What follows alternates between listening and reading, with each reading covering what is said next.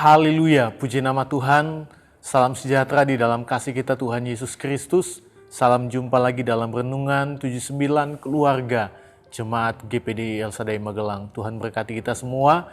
Mari kita mau deklarasikan revival. Saya berubah, saya berkarya, saya menjadi berkat. Puji nama Tuhan. Tuhan mendengar setiap kerinduan kita, dan saya percaya Tuhan bekerja di dalam setiap hidup kita. Puji nama Tuhan. Dan saat ini kita akan melihat kebenaran firman Tuhan yang saya beri tema mengendalikan kesombongan. Kita lihat Amsal 30 ayat 32. Demikian firman Tuhan. Bila engkau menyombongkan diri tanpa atau dengan berpikir, tekapkanlah tangan pada mulut. Bapak, Ibu, dan Saudara yang diberkati Tuhan, kalau berbicara tentang kesombongan atau kecongkakan, keangkuhan, itu merupakan sifat manusia yang ditentang oleh Allah. Karena kesombongan adalah dosa di hadapan Allah. Ya, jadi Tuhan tidak suka dengan yang namanya kesombongan. Di dalam Yakobus 4 ayat 6 menegaskan Allah menentang orang yang congkak, orang yang angkuh, orang yang sombong, tetapi mengasihani orang yang rendah hati. Di dalam Yesaya 2 ayat 17 juga dikatakan manusia yang sombong akan ditundukkan dan orang yang angkuh akan direndahkan. Hanya Tuhan sajalah yang maha tinggi pada hari itu. Jadi kesombongan tidak boleh melekat dalam diri orang percaya, dalam kehidupan anak-anak Tuhan, dalam kehidupan orang-orang Kristen, ya, tidak boleh melekat yang namanya kesombongan itu. Dan kalau kita kembali ke ayat pokok kita di dalam Amsal 30 ayat 32, dikatakan bila engkau menyombongkan diri tanpa atau dengan berpikir, tekapkanlah ya, tangan pada mulut. Dari ayat ini kita mendapatkan nasihat tentang pentingnya mengendalikan kesombongan dalam diri kita.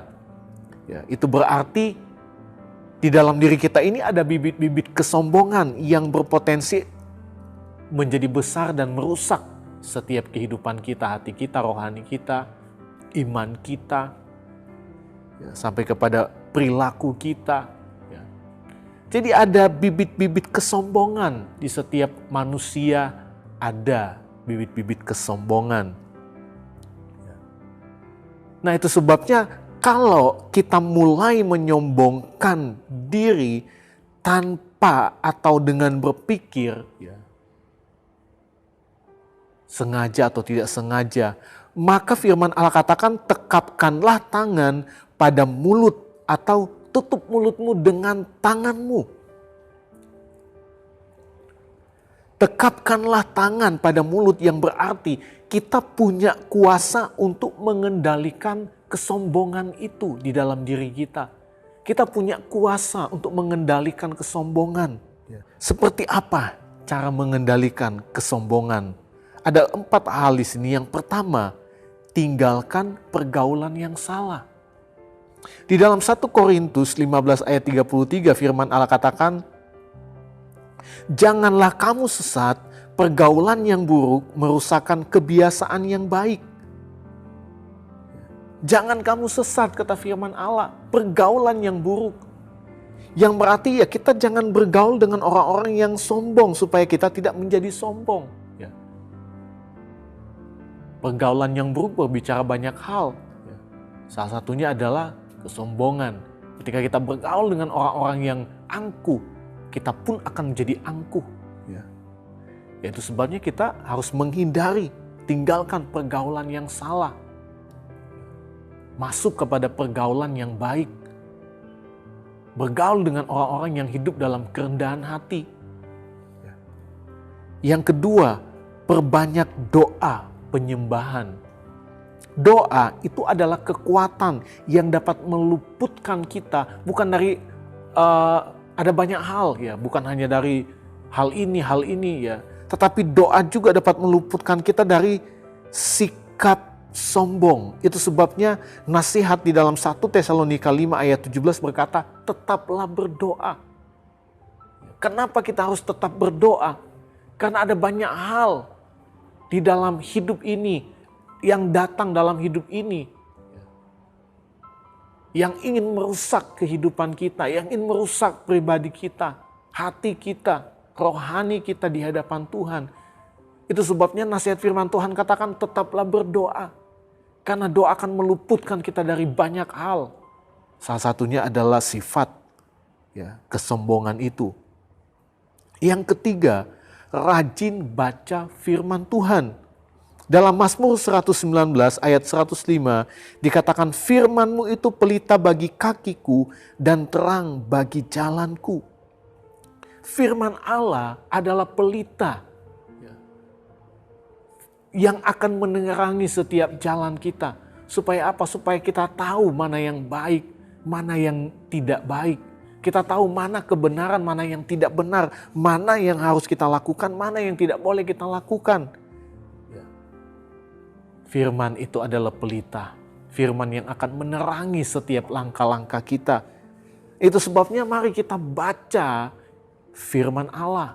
Dengarkan firman Allah. Renungkan dan lakukan firman Tuhan itu di dalam hidup kita. Saya percaya firman itu yang akan menuntun setiap kehidupan kita. Yang keempat, melatih kerendahan hati. Bapak Ibu, kerendahan hati adalah penangkal kesombongan. Lawan dari kesombongan adalah rendah hati. Untuk mengendalikan kesombongan, kita harus melatih kerendahan hati kita dengan cara kita mempraktikkan itu di dalam hidup kita setiap hari. Praktikkan itu di dalam hidup kita. Setiap hari praktikkan yang namanya kerendahan hati. Yang dengan demikian kita adalah orang-orang yang sedang melatih kerendahan hati itu di dalam hidup kita. Terbiasa dan terus terbiasa hidup dalam kerendahan hati. Yang pada akhirnya kita Tuhan dapati orang-orang yang hidup dalam kerendahan hati. Dan orang yang hidup dalam kerendahan hati pasti sukar untuk menjadi sombong. Dan untuk mengatasi kesombongan, mengatasi kesombongan dengan cara mengendalikannya, ada 4 hal. Kita meninggalkan pergaulan yang salah, perbanyak doa dan penyembahan, rajin baca firman Tuhan dan latih kerendahan hati. Kita juga harus memiliki kesadaran diri. Karena tanpa kesadaran diri, kita tidak bisa melakukan cara-cara untuk mengendalikan kesombongan. Tanpa kesadaran diri kita nggak bisa untuk berdoa, kita nggak bisa untuk baca firman Tuhan. Jadi kita harus memiliki kesadaran diri. Nah, mengapa harus memiliki kesadaran diri? Karena kesombongan itu seringkali terucap begitu saja tanpa disadari. Ada juga orang yang memang sadar apa yang dia lakukan itu adalah kesombongan. Oleh karena itu penting bagi kita untuk memiliki kesadaran diri yang kuat agar dapat mengenali tanda-tanda kesombongan. Baik itu dalam ucapan, baik itu dalam sikap dan perilaku kita. Harus ada kesadaran diri. Kita mulai tahu, sepertinya saya mulai hidup dalam keangkuhan. Sepertinya saya mulai sombong. Dengan demikian, kita akan berusaha untuk mengendalikan kesombongan itu dengan cara ada 4 hal. Menjauhi pergaulan yang salah, perbanyak doa, baca firman Tuhan, dan latih kerendahan hati. Apabila kita menyadari adanya ungkapan kesombongan, ketika kita punya kesadaran yang kuat, kita sadar, kita perlu segera menutup mulut. Firman Allah katakan, kendalikan kesombongan agar tidak berlanjut pada perilaku yang lebih buruk yang pada akhirnya hanya merusak kehidupan rohani kita. Firman Allah katakan, tekapkanlah tangan pada mulut, juga memiliki pengertian melakukan evaluasi diri. Secara cepat Apakah ada kesombongan yang mulai keluar dari dalam diri kita? Ya, kita merenungkan sejenak. Oh, ada kesombongan. Sepertinya saya tanpa sadar mulai ada keangkuhan, ya. Dan segera kita mulai memperbaiki, ya. Mulai mengendalikan. Kalau mulai ada kesombongan, segera kendalikan kesombongan itu dan ganti dengan kerendahan hati. Karena semakin cepat kita menyadari dan mengendalikannya, semakin besar kesempatan bagi Tuhan untuk membantu kita mengatasi dosa kesombongan yang dapat merusak kehidupan rohani kita, hati kita di hadapan Tuhan. Dan saya percaya Tuhan akan menolong kita sehingga kita menjadi orang-orang yang tetap hidup di dalam kerendahan hati di hadapan Tuhan. Puji nama Tuhan. Tuhan berkati kita semua. Terima kasih Bapak Ibu, saudara-saudari yang telah mengikuti Renungan 79. Kiranya setiap renungan yang kita dengar dapat menjadi berkat bagi kita semua. Dan bagi Bapak Ibu, saudara-saudari yang ingin doakan untuk pokok doa tertentu, mau menceritakan kesaksian baik mujizat kesembuhan, pemulihan, masalah dan keluarga, dan banyak lagi dapat disalurkan melalui chat dalam WhatsApp di nomor 081327420088. Tuhan Yesus memberkati kita semua. Mari sama-sama kita akan berdoa. Terima kasih Tuhan Yesus, kami bersyukur kepadamu buat saat ini kami boleh kembali menikmati kebenaran firman-Mu yang boleh mengajari kami, menasihati kami untuk menjadi orang-orang yang dapat mengendalikan kesombongan itu di dalam diri kami. Karena kami tahu di dalam diri kami ada bibit-bibit kesombongan yang berpotensi jadi besar dan merusak setiap kehidupan rohani kami sebagai umat Tuhan. Itu sebabnya Tuhan, kami sudah belajar dari firman-Mu. Biarlah kami boleh menjadi orang-orang yang dapat mengendalikan kesombongan itu di dalam hidup kami. Sehingga kami Tuhan dapati hidup dalam kerendahan hati. Karena itulah yang Engkau sukai ada di dalam setiap kehidupan kami. Terima kasih buat firman-Mu Tuhan. Hamba berdoa Tuhan memberkati seluruh jemaat GPDI El Shaddai Magelang dimanapun mereka berada. Dalam setiap pekerjaan usaha mereka diberkati di dalam nama Yesus.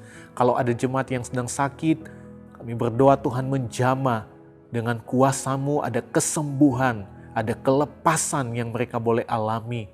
Yang susah Tuhan hiburkan, semangat baru akan terus menjadi bagian bagi keluarga jemaat GPDI El Shaddai Magelang. Terima kasih Bapa, ajar mereka untuk tetap setia hanya kepadamu Tuhan. Ya Tuhan, terima kasih sebab di dalam Engkau keluarga jemaat GPDI El Shaddai Magelang menjadi kaya dalam segala hal, dalam segala macam perkataan dan segala macam pengetahuan sesuai dengan kesaksian tentang Kristus yang telah diteguhkan dalam kami. Di dalam nama Tuhan Yesus Kristus kami berdoa. Haleluya. Amin.